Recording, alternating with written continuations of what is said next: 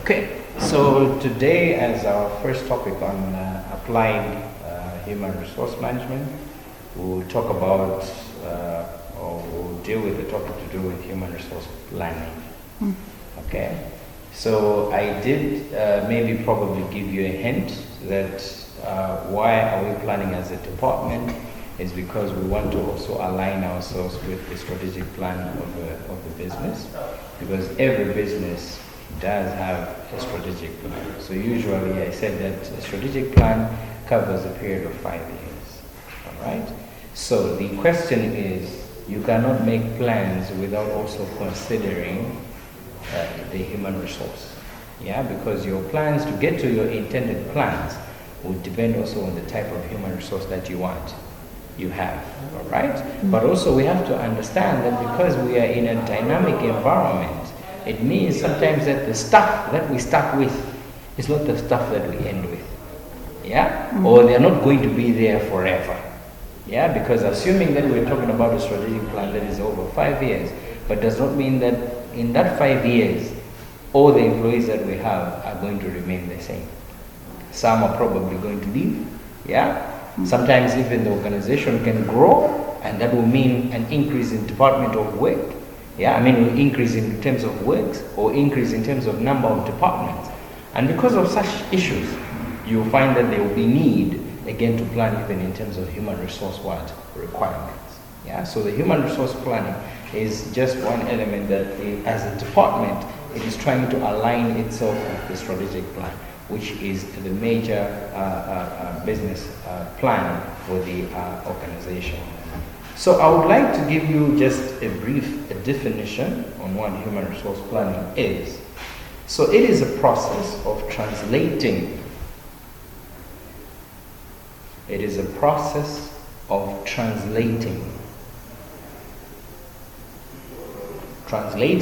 organizational objectives and plans. Translating organizational objectives and plans into the number of workers needed, into the number of workers needed, into the number of workers needed to meet those objectives.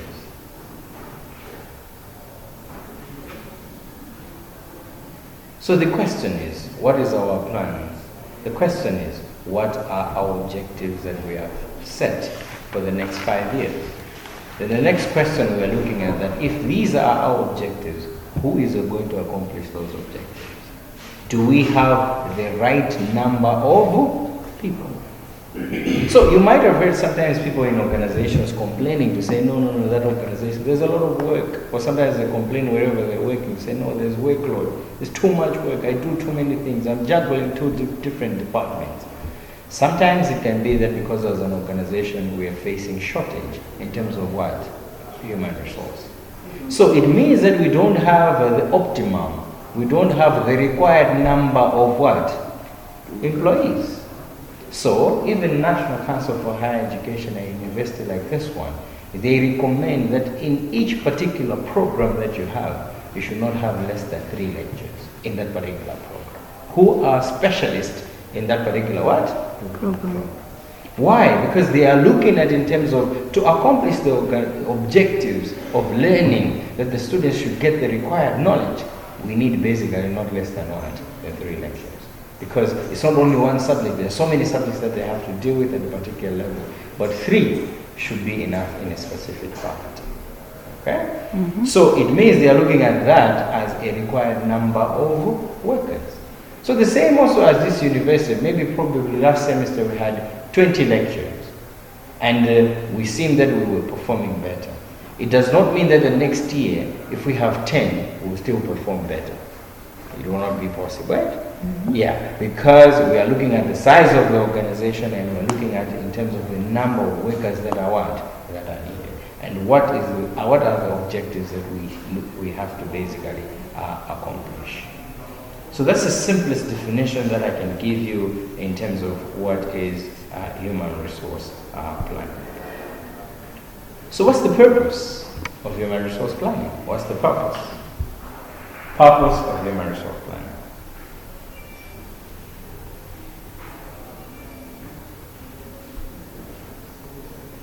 The first purpose is that it is a process of forecasting an organization's future demand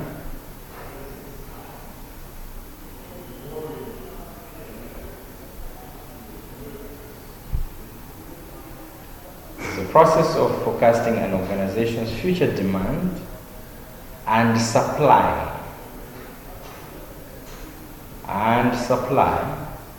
of the right type of people in right numbers.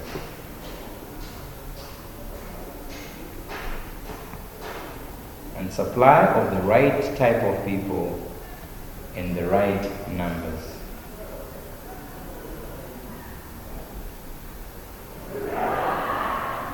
So the first thing that we are looking at as a purpose is that we have to understand human resource planning as a process that helps the organization to forecast what will be our future demand.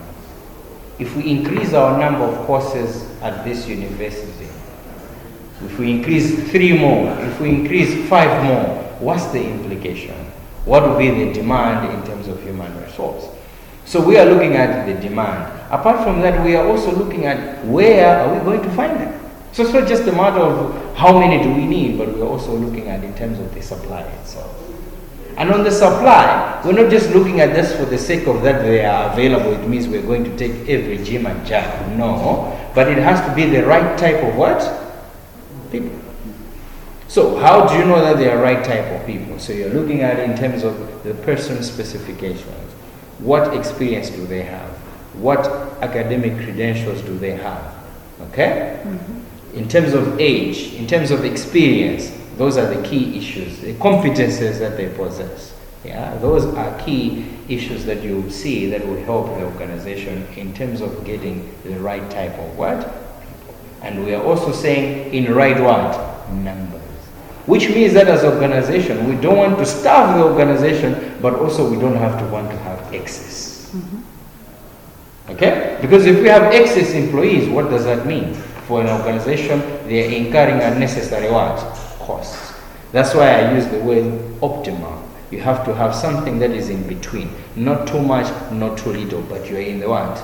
In the middle. Just to have adequate, you have to have enough in terms of number of employees that are going to help you in order to meet the organization objectives. Number 2, another purpose is that HRP is done so that the company can initiate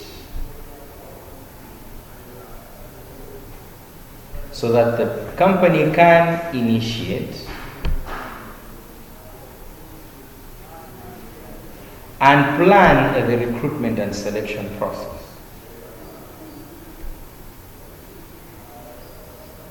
And plan the recruitment and selection process.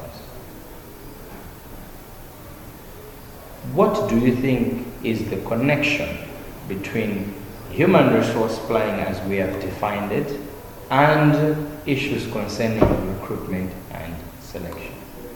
What's the connection? Why do we see a connection there, if that is the purpose? Okay, since HRP translates objectives, so then it initiates the plan for recruitment so that the people who have been recruited or selected should match the process to achieve the organizational objectives. Okay. So it means, as we have said, right type. Eh? So how do you know that they are right type? It means that you have to look at certain things that they possess that will align themselves to enable to meet certain what? Objectives. Eh? Mm-hmm. So if you are recruiting, that's why I said you're not going to recruit every Jim and Jack. You're going to carefully what? Consider who you are recruiting. At the same time, who you are selecting, because you look at certain skills that they have and you are trying to match with the needs of the what? Of the organization. Okay, so that's why we're saying that it can help to initiate a plan in terms of how we are going to conduct in terms of recruitment and the selection process. Okay. The last purpose that we can also talk about is that HRP facilitates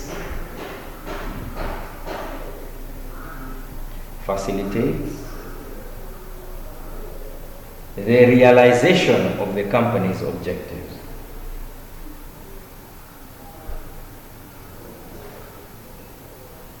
HRP facilitates the realization of the company's objectives.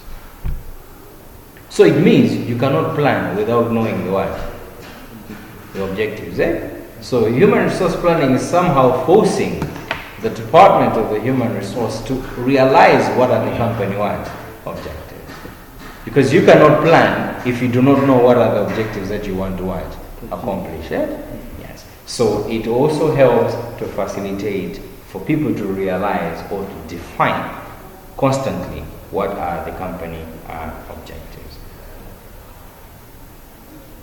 What is the importance of HRP? We can discuss this.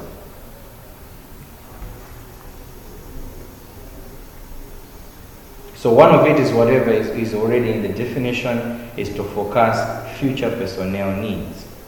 That's the first thing that we have already seen, is that it helps to forecast future personnel needs. Number 2 is also to cope up with change. Cope up with change? Yes.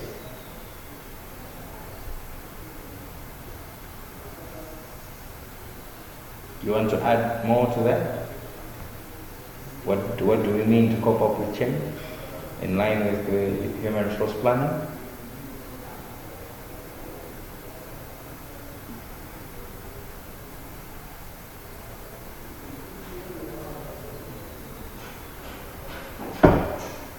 So obviously with the competition changing, technology changing, job demands changing, you find that again you are looking for people that are specialists. We'll be looking at certain people that will match the requirements at that particular time. For example, how we're operating in this economic crisis. What sort of people do we need? So we need people that are very resilient. If you're impatient, then obviously nothing's going to work out for you because of how we're operating in this economic environment. Not only that, with this economic crisis, organizations right now are looking for people that are multi-skilled. Why? So that they can cut down on what? Labor cost. Looking at people that are able to do a number of what? A number of things. So if you take a specialist, if you take someone who is specialist in a specific area, you'll find what So we want somebody who is flexible, who can think outside the box, and people that are able to do a number of things. As such, we're looking at basically people that are multi-skilled, that can suit in terms of the demand for the organization.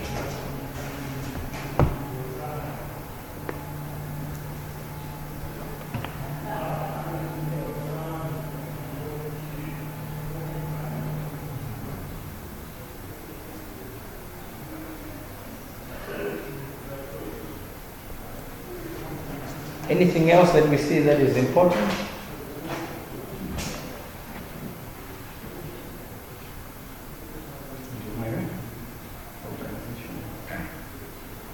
India one. India apply human resources.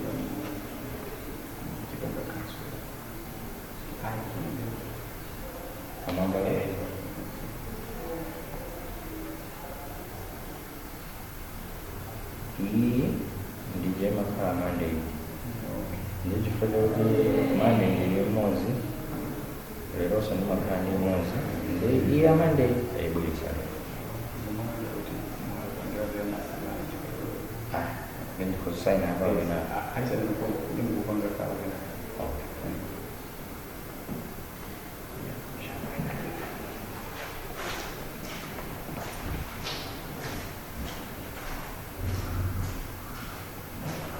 What else do we see as something that is important in terms of human resource planning? Like you say, it helps the organization to achieve its goals and objectives. Yes, true, yes, it is. Yeah, it can help, definitely, because if you plan, what you're intending to is basically to meet your objectives. So yes, if you're planning, it will help basically the organization meet in terms of its objectives. What else comes? You want to add something? No? Right.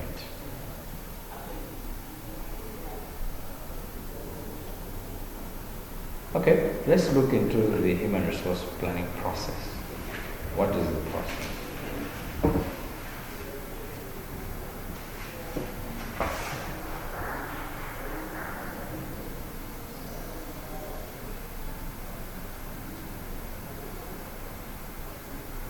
What's the human resource planning process? So number one is first of all to define the organization objectives.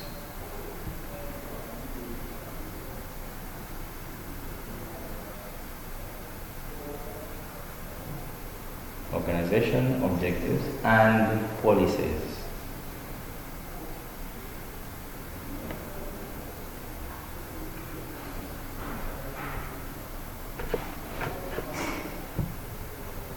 So why are we combining with policies? Because policies will support specific decisions on how we're going to accomplish specific objectives. Okay? Because if it's a policy, there are no two ways about it. You have to follow that particular policy. So for example, what is your policy as an organization when it comes to hiring? Do you favor internal or external hiring? Yeah? Because you've seen some organizations very much favor giving internal opportunities unlike external opportunities. They rather promote people that are within it rather than taking people from the outside. Yeah? And there are some organizations who would prefer to support more of the external hiring unlike the what? The internal. But they have their own reasons. In other words, those own reasons are the objectives that we are talking about. Sometimes it can be because of security purposes. For example, banks. You find that rarely do they advertise for someone external. Usually it's just what? Within. Or if anything, they will just rotate the same stuff that they want. They have. One day he's on this department, another day he's on that other department. That's why sometimes customers get disgruntled. Because sometimes you go there are so many tills, but there are no people. I know what I'll inquiries. I know he has moved, he's opening accounts on the other section. Because people are what? Rotating from within. Instead of just employing more people, you see that no, they want to still maintain the same people that they have, and they're simply just promoting from one position to the other. So these are issues that will be supported by the policy itself. Another policy issue that we can also look at is concerning training and development. Yeah, because we are looking at that, okay, if you hire people and they're falling short in terms of performance because they don't have the required skills, then what should we do? Because if they're falling short, it means they're not able to meet the what? The objectives, isn't it? So the question is, let's bring in what? Training and what? And development. So the question is, what is our policy when it comes to also issues concerning training and development? So you find that there are some organizations who do not favor training and development within the organization because they look at it as a cost. Because they're looking at their employees and they're saying, okay, these employees are not stable. They can leave at any time. So we don't want to incur costs of training and developing them, and yet they are going to leave us. For example, here at the University of Riyadh, we are all part-time lecturers. So there's no way the university would want to invest in us because they know that these guys are what? Are part-timers. I'm just giving that as an example and a clue for you just to understand what I'm trying to say, is that training and development plans, again, will depend with specific policies that organizations have. Sometimes also some organizations will only offer training and development maybe for those people that have served the organization 2 years and above. Why? Because they are looking at those employees as to be people that are what? Stable. So you can't just join today the organization and then immediately you are able to qualify yourself to basically be sent maybe for a training and development session. Some organizations would be resistant to that. I'm not saying it doesn't happen. Sometimes it does happen, but some organizations that look at training and development as a cost you will find that maybe they'll shun away from developing their employees because they are afraid that maybe these employees are going to leave. Yeah. What are our policies when it comes to issues concerning automation? So now these days we are living in a technological world era. That's why we are having these things. Yeah? Are there certain processes within the organization that we can automate? If we automate a specific process or a specific system, it means the people that are working in that particular process or those particular steps will be obviously what? Fired. Because now everything is what? Is automated. Okay? I, for one, I see that in the near future, we won't need bank tellers in the bank. Why? Because the ATM already does the specifications that a teller does. Because what does the teller do? Deposit and withdraw. So the question is, don't we have ATMs right now that we are able to deposit? Yeah, we have, isn't it? Don't we have ATMs that we are able to withdraw? We have. So eventually, we might see that tellers will not be needed. All we need is maybe a contact person. For example, maybe the machine, there was an error, or maybe didn't give you money, or your card has been swallowed, or something like that, or there's a mishap that has happened. Then you probably just need to go to the bank and communicate this to one person, who probably will be there on the inquiries. But you won't need tellers in other respective tills, because some of these functions you can see that they are being automated. So I don't know whether I was talking to this class, but I think Rumani remember this example. I was telling them that the National Bank now these days, you also have a WhatsApp automated messages that when you're asking certain questions, it can give you basically answers right away on your WhatsApp.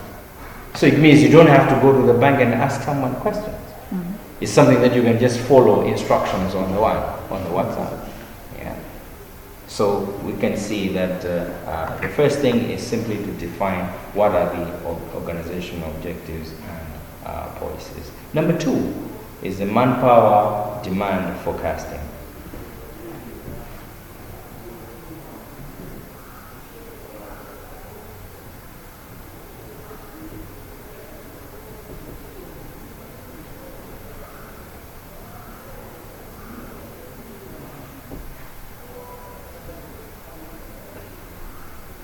So how can we forecast in terms of the demand? So demand, it means we are looking at simply the quantity, but also the quality of the people that are required. So how is a demand created in the organization? Somebody has left, somebody has been fired, somebody has been laid off, yeah? Or there's a new department that has been created. This calls for a demand, okay? So the second step is basically to basically look at demand forecasting. What are some of the factors that can affect in terms of demand forecasting, both internal and external? So we'll start with internal. Some of the internal factors that can affect us in terms of looking at the future quantity of people, number 1 is the budget constraint. Internal factors of demand forecasting. Budget constraint.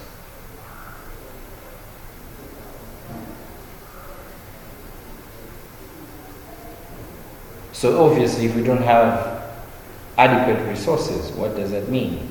It will affect even in terms of our recruitment, isn't it? Yeah. So we will not be able to meet our demand. Why? Because we have a budget what? We have the budget constraint. Number 2, it can also be in terms of the organizational structure. So in management, you did learn that there are 2 types of structures, which we have the flat and the what? And the tall structure, isn't it? And both of them have their own advantage and what? And disadvantages. Sometimes when the structure of the organization is too big, we have problems of control, span of control. And what is span of control? The number of people that are basically under one supervisor.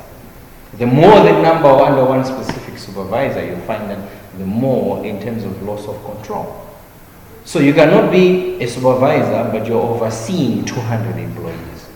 I don't think you'll be able to provide checks and balances properly, because they're just what? Too many. Yes. So you prefer to have a narrow span of control other than having a wide span of what? Span of control. So one of the issues that we are looking at that as a constraint, an internal factor, is in terms of what is our organizational structure. If it is a flat structure, it means that we only have few levels of management. It means in terms of also number of people, we cannot exceed. So in terms of quantity there, you are minimizing in terms of the number of people because you are looking at in terms of the structure. Where are they going to fit in terms of the organizational structure?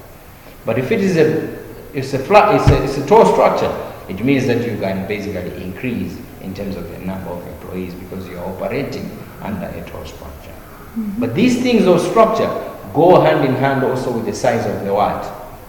Of the organization. Okay? So you cannot be a small organization but having a tall structure. It's impossible. Okay? Because one of the things that you're looking at size is also in terms of the number of what? Employees. Okay? Another internal factor that can also affect in terms of our demand is in terms of employee separation. So as I said, somebody has retired, somebody has resigned, somebody has been laid off, has been retrenched. These are an example of employee separation, leaving the organization. So these are internal things that will affect in terms of our demand forecasting. Another factor can also be in terms of introducing of new products and services. That's internal? Yes, still on internal, yes.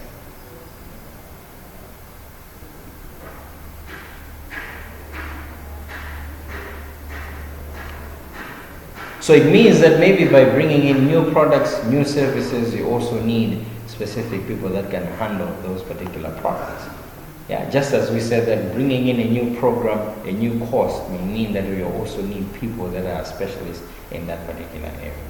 What about in terms of the external factors that can affect in terms of our demand forecasting?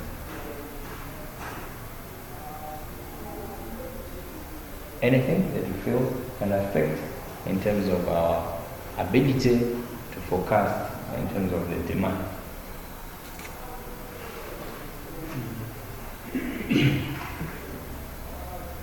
I can start by giving you a hint. One of it is competition. Yes. We are competing over you. Yeah? I mean, right? You find out, no, I want to recruit Rombani. Also, the Standard Bank is also looking at Rombani as well. I delay, Rombani has been taken by another organization. Yeah? So we are dealing with a competitive environment. So that's why you find that some people are moving from one organization to the other. You find that they are employed, but they are getting an offer from another organization. You're working, but somebody else is also trying to poach you by giving you an offer, asking you, how much are you getting there? You know, we can increase. And then later on, you get confident, you write your resignation letter, and you go and start where the offer is. Yeah, if obviously they're giving you a good offer. So it's about what? Competition. Yeah. So yes, this is an internal factor that we are also facing as organizations. Yeah. Not only that, the competition is also coming in even in terms of the salary scales. I'm a lecturer here, but imagine somebody tells me that, you know what, the same position that you're doing there, you know, you can get double at another university, such a university. What do you think I'll be thinking of? Obviously, I'll think of leaving this place and going to another. Don't they need me? Yes, they don't need me, but now, because of competition, I'm going somewhere else. Better. Right? Yeah, so that's what we're looking at in terms of the external factor.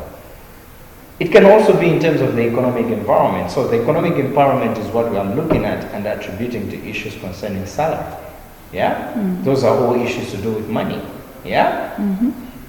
Similarly, somebody will say, no, such a university, you know, there are so many students there, they're making a lot of profits. So, you know, if they're making profits, obviously they're also going to give out a good what? A good salary. But if you go to another organization and say, no, in terms of enrollment, we are dropping, there are less number of students, what are we going to think? Oh, obviously they are making less profits. In so doing, it means again, even in terms of what can be offered, will also basically go down. So we are looking at also the economic environment. Not only that, we are also looking at the laws and regulatory bodies. Yeah? what does the law say? Yeah, about issues governing in terms of employment. So remember last time I did tell you that our law does not permit child employment. If you are under the age of 18, you cannot be employed. And yet, as an organization, we're looking for people that are what? Vibrant. We're looking at people that understand about technology. And who are the ones who understand? The youth are the ones who are better. And they understand about these things. You don't expect somebody who is 65 years old going door to door looking for customers. Going door by door looking for customers. You would want somebody who is young and energetic to do that. But the question is, we have to also conform with what does the law say. You can't employ people that are minor. They're children. Yeah? So we have a restriction. So it also affects even in terms of our demand. Okay? And some are going to school, so we cannot also kill their aspirations of education. Somebody is going to school and you want to give them now a full-time job. It means obviously they're going to drop out from what? From school. Yeah, so that's why we say what? They are now going for what? For internship. But an internship cannot be a period that is forever. Like it's for a long period of time. It will only be for a specific period of time. So that you are able also to go back also to complete your studies. So these are small things that again affect even in terms of as an organization. Yes, we are looking at the demand for people, but these are things that as an organization we still also have to conform. As a regulatory body, I'll still go back again to the university, is that you cannot be teaching undergraduate students if you do not possess a master's degree. It is a requirement by what? National Council for Higher Education. So they are what? Regulatory body. Yes. So despite that, yes, you have found someone with a lot of experience, he's able to teach, but the fact that he has a first degree, he cannot teach at a university. Because someone who teaches people that are pursuing degrees should have a master's degree. It is a requirement. Okay? So we're looking at that we have to also conform in terms of what are the regulatory bodies coming up in terms of rules and regulations. Yeah, so we can also add even in terms of the technological changes. So I've already elaborated on that. So you can understand that again, as we're looking for people, we'll also look at people that are able to use in terms of advanced technology. That's why you find that maybe some organizations will specify systems. Yeah? Someone who is conversant with SPSS, someone who is conversant with Stata, someone who is conversant with PowerPoint presentation. Yeah? Those are specific things that you are looking at. So even though the demand is there, but what we're saying is that this might be as a constraint because we are also looking at considering even technological changes that may happen. Yeah? So with this person, when we recruit him, will he stand at the change in the test on change of time? Yeah?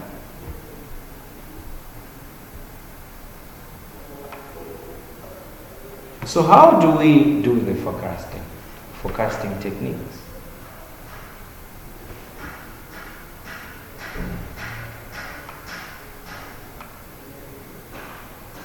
Roman, you should tell us on this one. Tell us on this one. Techniques.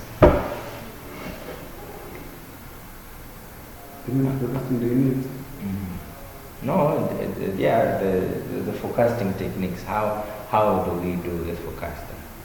We taught each other on this one. Okay. Number one is the managerial judgment. Do you remember that now? Right. Okay. So if you have remembered, what does it mean? Yeah.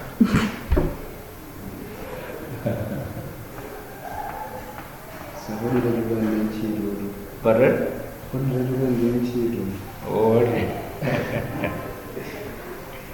So as the word suggests, judgment, sometimes you can even use your own personal judgment. You say, I think people are running around too much. It seems like we don't have adequate employees. So sometimes the judgment can be wrong, can also be right. Right. So it has a weakness because there are no facts about it. Because you're only using your own personal what? Structure. Yeah? That you just feel like, you know what? No, I think we're working under pressure. I think we have few number of employees. Can we increase the number? Just judgment. No figures involved, but you just have that perception. You are just judging. It's just your personal opinion. So as I say, one of the weaknesses can be, it can either be wrong, but sometimes it can also be right. Yeah, but it's your own managerial judgment, management judgment. Number 2 is a ratio trend analysis.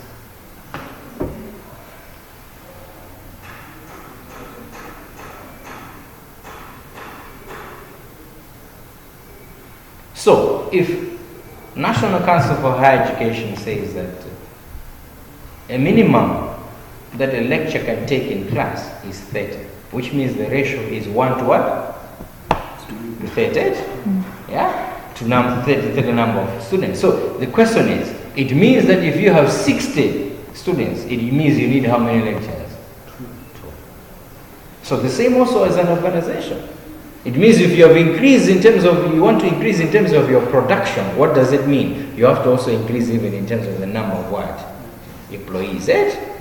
I'm talking about now if it is in production. So let's say you are producing 10,000 units, and now in the other year you have to produce 20,000. You don't expect to use the same number of people because now you're going to overwork them. So it means you have to what? Increase the number of employees. So we are looking at that ratio trend analysis. What has been the trend over the years? So you can see that as we are increasing our courses, we have also been increasing the number of lecturers. But okay, with how many have we been increasing? So those are questions that you have to look at and see what is the ratio line. And then you can simply apply the rest as the organization is growing to see that you're matching in terms of the ratio trend. Number 3, it can also be in terms of work study techniques.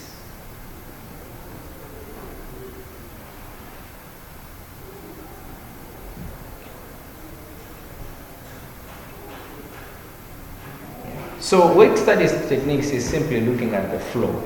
So for example, when a student walks into that reception, we know the steps that they have to undergo for them to find themselves in this classroom. Okay? So those steps that the student is undergoing, the question is, do we have people in those strategic areas? So if we say that, oh, go at the reception, the question is, do we have somebody who is there to help this particular person? From there, where is it going? Oh, to the accounts. Okay, to the accounts, what is it that he's going to do there? What type of service does he need at the accounts department? Do we have the right people that is going to also help this particular student? So you're looking at the what? The flow. Okay? The same also in a hospital setup. You would arrange people again depending on the flow, on what the patient as he's following from one step to the what? To the other. But you also consider that again, as a patient, you don't want to spend so many hours waiting. It means that again, as a hospital, they don't have sufficient number of what? Employees. Because if anything, you want to spend a very minimal amount of time at the hospital and get served. Okay? Yeah. So looking at also the steps, looking at the flow. Yeah. In other words, you're looking at the steps for you to get you want to get a specific service. What are the steps that you have to follow? So those steps will also help us to determine in terms of the number of people that we need. Okay? So if it's a restaurant, then you know that definitely if so many people are in that particular restaurant, it means that we also need more what? Waiters to assist. Yeah? So you can able to also gauge and forecast based on that. Yeah? So yeah, the same things also happen with hotels. Yeah? You find that maybe some days there are a few waiters running around, but once they see that, okay, the restaurant seems to be full, say, can you assist? Can you assist? Go and help and serve these particular clients, because they're looking at the what? The demand, Yeah, and they want to serve their customers faster. So it's an issue of time. It's an issue again about that, again, as a customer, you don't want to spend long hours waiting because you want to be served faster. So remember, we are looking at also being in a competitive environment, and because of that, it means that again, we have to be very efficient as an organization.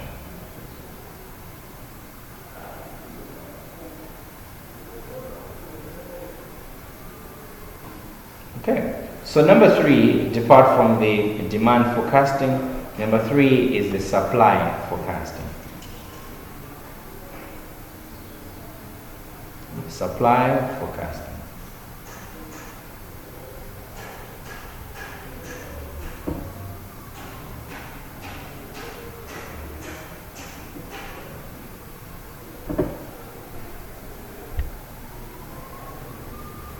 Okay, just a minute, I should just take some water.